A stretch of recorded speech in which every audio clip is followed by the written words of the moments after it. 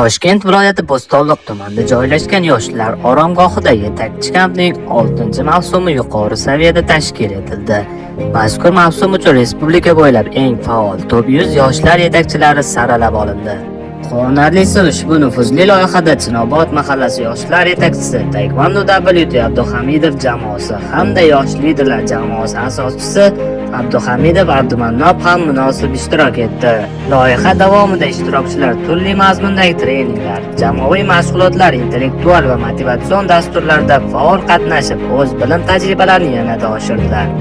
Mavsum davomida o'tkazilgan taqdirlash marosimida Abdumannob Abduhamidovning kamp davomidagi faol ishtiroki hamda oromgoh hayoti haqida tayyorlagan kreativ videoroligi tashkilotchilar tomonidan yuqori baholanib, munosib e'tirof etildi.